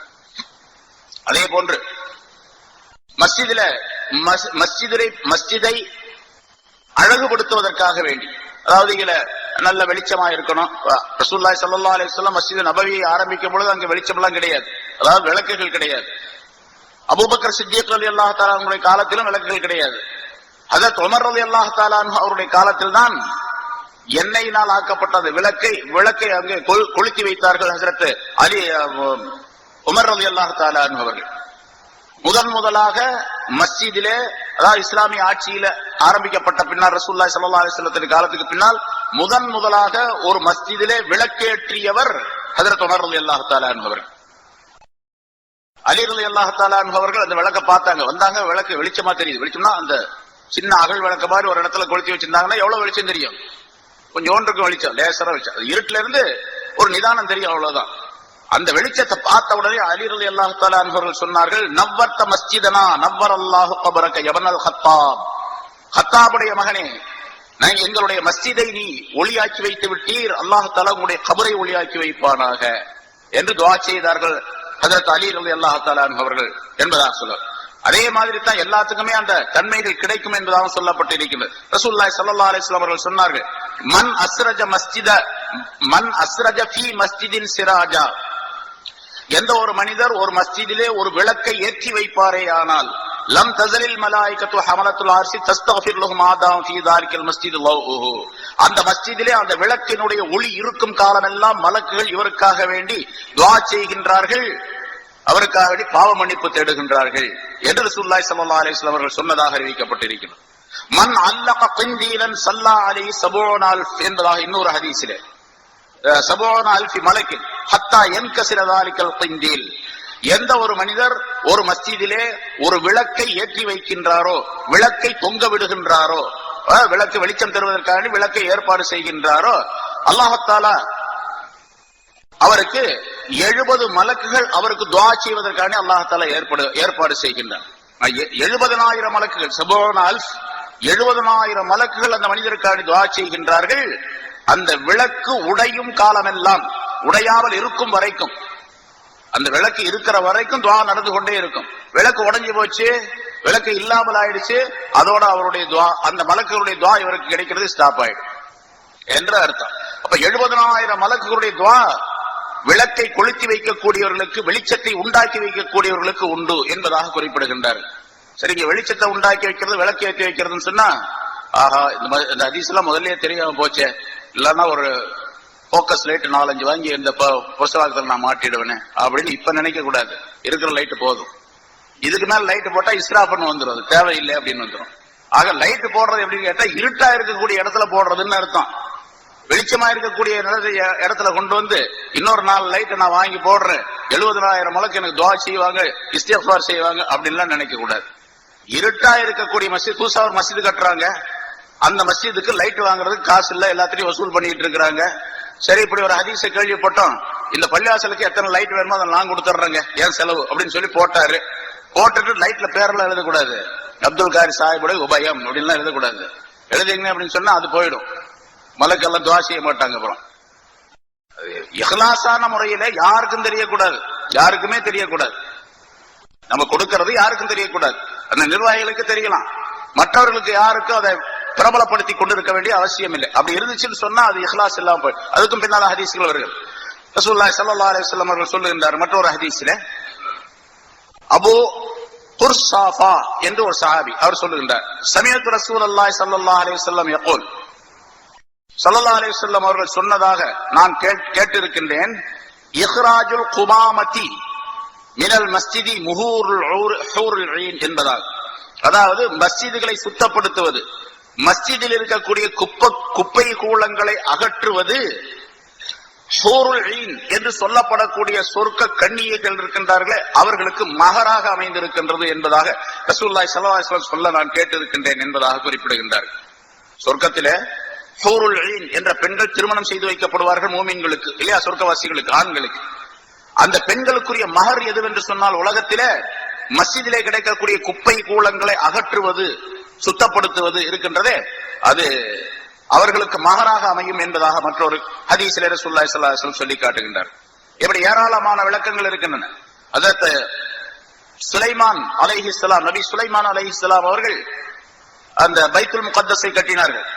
பைத்துல் முகத்தஸை கட்டிய பின்னால அவர்கள் 700 விளக்குகள், அந்த மஸ்ஜிதை வெளிச்சப்படுத்துவதற்காக வேண்டி 700 விளக்குகளை அங்கே அமைத்தார்கள். ஒவ்வொரு விளக்கும் தங்கத்தினால் செய்யப்பட்டவை, தங்கத்தினால் செய்யப்பட்ட 700 விளக்குகள். விளக்குனா அந்த எண்ணெய் ஊத்தி கொளுத்தி, அந்த காலத்துல ஜெய்தூன் எண்ணெயினால விளக்கு எரிப்பாங்க, அந்த எண்ணெயை ஊத்தி வைக்கக்கூடிய அந்த பாத்திரம் இருக்கின்றது, அது தங்கத்தினால் செய்து வைத்தார்கள். அதை தொங்க விடுவதற்காக சங்கிலி செஞ்சாங்க, அந்த சங்கிலி வெள்ளியினாலானது. வெள்ளி சங்கிலிகளால் தொங்கவிடப்பட்ட தங்க விளக்குகள் 700 அந்த மஸ்ஜிதிலே, மஸ்ஜித பைத்துல் முகத்தஸிலே அவர்கள் ஏற்படுத்தி வைத்தார்கள் என்பதாக சொல்லப்பட்டு இருக்கின்றது. ஆக மஸ்ஜிதில விளக்கு இல்லாத இடத்துல, இருட்டா இருக்கக்கூடிய இடத்துல இருட்டை போக்குவதற்காக வேலை செய்தால், இஹ்லாசான முறையில இருந்தால், அல்லாஹ் தஆலா நம்முடைய கபருடைய இருட்டை போக்கி வைப்பான், ஆகிரத்தில் ஒளியை தருவான் மஹ்ஷர் மைதானத்திலே என்றெல்லாம் இந்த ஹதீஸின் மூலமாக விளக்கப்படுகின்றது. அதே போன்று மஸ்ஜித் கட்டுமானம் இருக்கின்றது, அது நிறைய கேள்விப்பட்டிருப்பீங்க. மன் பனா மஸ்ஜிதன் லில்லாஹி தஆலா பனல்லாஹு லஹு பைத்தன் ஃபில் ஜன்னah, எவர் ஒருவர் அல்லாஹுக்காக வேண்டி ஒரு வீட்டை, ஒரு மஸ்ஜிதை கட்டுகின்றாரோ அவருக்கு அல்லாஹ் தஆலா சொர்க்கத்தில் ஒரு வீட்டை கட்டி தருகின்றான், ஒரு மாளிகையை கட்டி தருகின்றான் என்பதால் சொர்க்கத்திலே மாளிகை வேண்டும் என்று விரும்பக்கூடியவர்கள் உலகத்திலே மஸ்ஜிதை கட்டி மக்கள் தொழுவதற்காக வேண்டி ஏற்பாடு செய்ய வேண்டும் என்பதை ஸல்லல்லாஹு அலைஹி வஸல்லம் குறிப்பிடுகின்றார்கள். இன்னொரு ஹதீஸ்ல மம் பனா லில்லாஹி மஸ்ஜிதன், எவர் ஒருவர், இங்க பாருங்க ஸல்லல்லாஹு அலைஹி வஸல்லம் சொல்லும் போதே இப்படி சொல்றாங்க, மன் பனா மஸ்ஜிதன், எவர் ஒருவர் ஒரு மஸ்ஜிதை கட்டுவாரேயானால் என்ன சொல்லல, மன் பனா லில்லாஹி மஸ்ஜிதன், அல்லாஹ்வுக்காக வேண்டி ஒரு மஸ்ஜிதை கட்டினால். அப்ப இஹ்லாஸ் வேணும். இறையில்ல கொடை வள்ளல் அப்படின்னா போடுறதுக்காக கட்டக்கூடாது. மஸ்ஜித் கட்டி கொடுத்தாரு ஆஜியார் ரொம்ப நல்லவர் அப்படின்னு மேடையில போடுறதுக்காக வேண்டி நிறைய நடக்குது, அப்படித்தான் நடக்குது. ஒரு மஸ்ஜித் கட்டுவாரு, அந்த மஸ்ஜிதிலே திறப்பு விழா நடக்கும், அந்த திறப்பு விழாவில யார் கட்டி கொடுத்தாரோ அவரை பாராட்டாதான் ஆளுகளே இருக்க மாட்டாங்க. அவரை பாராட்டி பத்திரங்கள் எல்லாம் வழங்கப்படும், அவருக்கு பொற்கிளி தரப்படும், அதாவது கேடயம் தரப்படும், அவருக்கு பாராட்டு பத்திரங்கள் வழங்கப்படும், அவர் அப்படி இப்படின்னு சொல்லி நிறைய புகழ்வாங்க. இந்த புகழ்ச்சிக்காக வேண்டிதான் அவர் கட்டி கொடுக்கிறார். கட்டி கொடுத்தா இதெல்லாம் கிடைக்கும் அப்படின்னு சொல்லி. அப்படி இருக்கவே கூடாது. எந்த விதமான உலகத்தினுடைய ஆதாயங்களும் எதிர்பார்க்காமல், யாருடைய பாராட்டையும் எதிர்பார்க்காமல், பாராட்டை இருக்கக்கூடாது என்ற நிலையிலே ரியா சும்ஆ என்பதாக சொல்லப்படும். அடுத்தவர் பாராட்ட வேண்டும் என்பதற்காக வேண்டியோ, அடுத்தவர் பார்த்து அதை மதிக்க வேண்டும், மெச்ச வேண்டும் என்பதற்காக வேண்டிய இல்லாமல் அல்லாஹ்வுக்காக வேண்டி, மம் பனா லில்லாஹி மஸ்ஜிதன், எவர் ஒருவர் அல்லாஹ்வுக்காக வேண்டி ஒரு மஸ்ஜிதை கட்டுவாரேயானால், வலவ் கமஃஹஸி கதாத்தின் லிபைதிஹா, ஸல்லல்லாஹு அலைஹி வஸல்லம் மற்றொரு ஹதீஸிலே இப்படி சொல்லுகின்றார்கள். அதாவது ஒரு குருவி, காடை குருவி, காடைன்னு ஒரு குருவி இருக்கு இல்லையா, வாங்கி பொரிச்சு சாப்பிடுறோமா இல்லையா காடை, அந்த காடையுடைய அந்த காடை என்ற அந்த குருவி முட்டையிடுவதற்காக வேண்டி கட்டி வைத்திருக்கக்கூடிய ஒரு கூட்டுடைய அளவு, காடை குருவி கூடு, குருவி கூட்டினுடைய அளவுக்கு இருந்தாலும், வலவ் கமஃஹஸி கதாத்தின் லிபைதிஹா, முட்டையிடுவதற்காக வேண்டி காடை கட்டி இருக்கக்கூடிய அந்த கூட்டு அளவுக்கு இருந்தாலும், பனல்லாஹு லஹு பைத்தன் ஃபில் ஜன்னah, அவருக்கு சொர்க்கத்திலே ஒரு மாளிகை அல்லாஹ் தஆலா கட்டி தரும். காடை குருவியுடைய வீடு எவ்வளவு பெருசு இருக்கும், அவ்வளவுதான் இருக்கும், அவ்வளவு பெருசா வீடு கட்டுறது, மஸ்ஜித் கட்ட முடியும், அவ்வளவு பெரிய மஸ்ஜித் எப்படி கட்டும். அப்ப உதாரணத்திற்காக ரசூலுல்லாஹி ஸல்லல்லாஹு அலைஹி வஸல்லம் சொல்லுகின்றார்கள். இதை வேறொரு ஹதீஸில் சொல்லுகின்றார்கள், ஒரு மஸ்ஜிதை ஒரு மனிதன் கட்டுகின்றார், அதுல எந்த அளவுக்கு உதவி செய்தாலும் சரி, எந்த அளவுக்கு உதவி, ஒரு காடை குருவி கூட்டளவுக்கு அப்படின்னு சொன்னா என்ன அர்த்தம், ஒரு மஸ்ஜித் பூராத்தையும் கட்ட முடியல அவர்னால, அவர் என்ன செய்யறாரு, ஒரு 1000 செங்கல் வாங்கி கொடுக்கிறாரு, 500 செங்கல் வாங்கி கொடுக்கிறாரு. அல்லது அவரால் முடிஞ்ச காசு கொஞ்சம் இருக்குது, இப்படி எல்லாம் ஹதீஸ் கேள்விப்பட்டிருக்கிறோம், அல்லாஹ் தஆலா இடத்துல சொர்க்கத்தில் நமக்கும் கொஞ்சம் இடம் கிடைக்கட்டுமே அப்படிங்கறதுக்காக வேண்டி ஒரு 2-3 பொருள் வாங்கி கொடுக்கிறாரு, ஒரு 10 ரூபாய் 50 ரூபாய் 100 ரூபாய்க்கு மஸ்ஜிதுக்காக வேண்டி இஹ்லாஸான முறையில. அந்த பொருள் அந்த மஸ்ஜிதிலே மிகப்பெரிய லாபத்தை இவருக்கு தந்துவிடும். தபூக்கு போரின் போது முன்னாலே சொல்லி இருக்கிறார், தபூக்கு போரின் போது ரசூலுல்லாஹி ஸல்லல்லாஹு அலைஹி வஸல்லம் அவர்கள் சஹாபாக்களிடத்துல இருந்து கலெக்ஷன் செஞ்சாங்க, நிதி திரட்டினார்கள். எல்லாரும் நிதி கொண்டு வந்து கொடுத்தாங்க பல பேர். ஆனா ரொம்ப கடுமையான நேரம் அது. ஹஜ்ரத் உஸ்மான் ரலியல்லாஹு தஆலா அன்ஹு அவர்கள் அந்த படையிலே 1/3 பொங்கினருக்கு பொறுப்பேற்றுக் கொண்டார்கள். 30,000 பேர் படைகள், 10,000 பேருக்கு தேவையான குதிரைகள்லாம் 1000 குதிரை கொடுத்தாங்க, 1000 குதிரைகள் கொடுத்தாங்க. அதாவது 700 ஒட்டகையும் அந்த மீதி உள்ள 300 ஒட்டகைகளுக்கு பதிலாக உள்ள குதிரைகளையும் கொடுத்தார்கள் என்பதாக. நிறைய தங்க காசுகளை வெள்ளி காசுகளை கொடுத்தார், தீனார் திரகங்களை எல்லாம் கொடுத்தார்கள். அதெல்லாம் ஒரு மூட்டையில எடுத்துட்டு வந்து ரசூலுல்லாஹி ஸல்லல்லாஹு அலைஹி வஸல்லம் மஸ்ஜிதில உட்கார்ந்து இருந்தாங்க, அப்படியே கொட்டினாங்க. ரசூலுல்லாஹி ஸல்லல்லாஹு அலைஹி வஸல்லம் மடியில அதை வாங்கிட்டாங்க, வாங்கிட்ட துணியில வாங்கிட்டு அதை தங்களுடைய கையால இப்படி கிண்டி விட்டாங்க. கிண்டி விட்டா சத்தம் கேட்குமே இல்லையா, தங்க காசு வெள்ளி காசு. சொன்னாங்க, இதற்கு பிறகு உஸ்மானுக்கு எந்த விதமான தீமையும் கிடையாது அப்படின்னு சொன்னாங்க. சரி, அப்படியெல்லாம் கொடுத்தாங்க, அவ்வளவு பெரிய பொருள் கொடுத்தாங்க. ஹஜ்ரத் அப்துர் ரஹ்மான் இப்னு அவ்ஃப் ரலியல்லாஹு தஆலா அன்ஹு நிறைய பொருள் கொண்டு வந்து கொடுத்தாங்க. எல்லாம் உமர் ரலியல்லாஹு கொடுத்தாங்க, அபூபக்கர் சித்திக் கொடுத்தாங்க அப்படின்னு வரலாறு நிறைய சொல்ற, பல தடவை கேட்பேன். கடைசியாக ஒருத்தர் என்ன பண்ணாரு, கொஞ்சம் பேரிச்சம்பழம் கொண்டு வந்தார், கொஞ்சம் பேரிச்சம்பழம். அவர் வந்து சொன்னார், யா ரசூலல்லாஹ், நான் நேத்து ஒரு தோட்டத்துல வேலை செஞ்சேன், இவ்வளவுதான் கூலி கிடைச்சிச்சு, அதை நீங்க போர் நிதி கேட்டீங்க, அதுக்காக நான் கொண்டு வந்திருக்கிறேன் அப்படின்னு சொன்னாங்க. ரசூலுல்லாஹி ஸல்லல்லாஹு அலைஹி வஸல்லம் அதை தங்களுடைய கரத்தால் வாங்கி அங்க இருந்த சஹாபாக்கள் சொன்னாங்க, இந்த பழத்தை அந்த குவியலாக இருக்கக்கூடிய அந்த பொருள்கள்ல ஒவ்வொரு பழத்தை அந்த குவியல்ல வைங்க அப்படின்னு சொன்னாங்க. ஒரு பக்கம் கோதுமை இருக்குது, ஒரு பக்கம் தங்க காசு வெள்ளி காசு மற்ற பொருள்கள் எல்லாம் இருக்கு, எல்லாத்திலும் ஒண்ணு வைங்க என்று சொல்லிவிட்டு இதனுடைய பரக்கத்தை அந்த பொருள்களுக்கு ஏற்பட வேண்டும் என்பதை சொன்னாங்க. அப்படின்னு சொன்னா அவர் எவ்வளவு இஹ்லாஸா கொண்டு வந்து கொடுத்திருக்கணும், அந்த இஹ்லாஸ் தான் அங்க கவனிக்கப்படும். அதனால எல்லா விஷயங்களையும் சரி, தொழுகை நோன்பு மட்டுமல்ல, இபாதத்து மட்டுமல்ல, எந்த வேலையை செய்தாலும் சரி, வீட்டுல நம்முடைய மனைவிக்காக வேண்டி கொண்டு போய் கொடுக்கப்படக்கூடிய சாப்பாடு, காசு, துணி, மணி, நகை, நட்டுகள் எதுவாக இருந்தாலும் சரி, அவளுக்காக வேண்டி என்றல்ல, அவர்களுக்காக வேண்டி என்றல்ல, நாம் அல்லாஹ்வுக்காக வேண்டி அப்படிங்கிற நியத்துல கொடுத்தோம்னு சொன்னா அதுக்கு ஏராளமான மதிப்புகள் மரியாதை இருக்குது அல்லாஹ் தஆலா இடத்துல. அது மாதிரி அல்லாஹ்வுக்காக வேண்டி ஒரு மஸ்ஜிதை கட்டினால் அல்லாஹ் தஆலா எவ்வளவு பெரிய மதிப்பையும் மரியாதையும் தருகின்றான் என்பதாக. சரி, மஸ்ஜிதுடைய சிறப்பு எவ்வளவு பெருசு, எவ்வளவு பெரிய சிறப்புகள் இருக்குது, 1-2 ஆயிரக்கணக்கான சிறப்புகள் இருக்கின்றன. இந்த மஸ்ஜிதுல எப்படி இருக்கணும், அப்போ இங்க வந்தா என்ன செய்யணுமோ அதை மட்டும்தான் செய்யணும். தொழுகணும், குர்ஆன் ஓதணும், zikr செய்யணும், தீன் சம்பந்தப்பட்ட பேச்சுக்களை பேசணும். ஹதீஸ் சொல்லலாம், குர்ஆன் ஓதலாம், ஹதீஸுடைய விளக்கம் சொல்லலாம், குர்ஆனுடைய விளக்கம் சொல்லலாம், இவ்வளவுதான் செய்யலாம். உலக பேச்சுக்களை பேசலாமா? பேசக்கூடாது. ஸல்லல்லாஹு அலைஹி வஸல்லம் சொல்றாங்க, அல் ஹதீஸ் ஃபில் மஸ்ஜிதி, மஸ்ஜிதிலே உலக பேச்சுக்களை பேசுவது. அல் ஹதீஸ்னா அல் ஹதீஸ் ஃபித் துன்யா, துன்யா உலக சம்பந்தப்பட்ட ஹதீஸு துன்யா, துன்யாவுடைய பேச்சுக்களை பேசுவது. யஅகுலுல் ஹஸனாதி கமா தஅகுலுல் பஹீமத்துல் ஹஷீஸ, ஒரு மாட்டுக்கு முன்னால் மாடு ஆடு அதற்குரிய தீனியை போடுறார், புல் கட்டை கொண்டு வந்து மாட்டுக்கு முன்னால போடுறார். அந்த மாடு பசியா இருக்கக்கூடிய மாடு அந்த புல்லு கட்டை அப்படியே சாப்பிட்டு எப்படி அதை சாப்பிட்டு முடித்து விடுகின்றதோ, இல்லாமலாக்கி விடுகின்றதோ, அதே போன்று உலக பேச்சுக்களை மஸ்ஜிதிலே பேசுவது அந்த மனிதனுடைய நன்மைகளை எல்லாம் சாப்பிட்டு அழித்து விடும் என்பதாக சொன்னார். உலக பேச்சுக்களை மஸ்ஜிதில பேசினா எல்லா நன்மைகளையும் அழித்து விடும். ஒரு மிருகம் புல்லை சாப்பிட்டு அழிப்பதை போன்று என்பதாக சொன்னார்.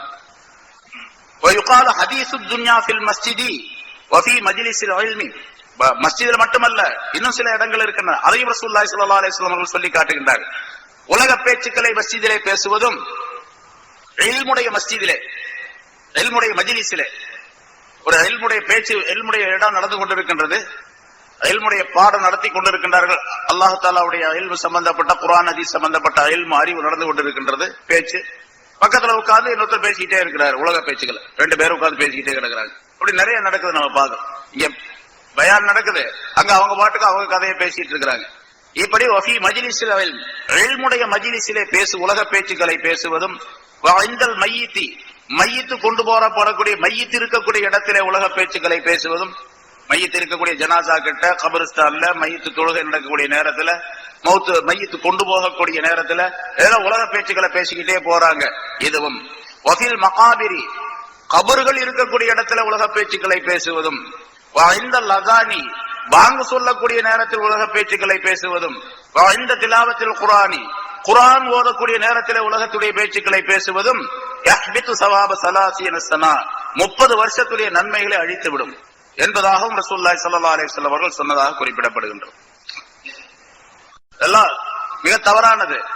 அது பல ஹதீசுகளின் மூலமாக இந்த கருத்துக்களை எல்லாம் தனித்தனியாக ரசூலுல்லாஹி ஸல்லல்லாஹு அலைஹி வஸல்லம் அவர்கள் சொல்லி காட்டுகின்றார்கள்.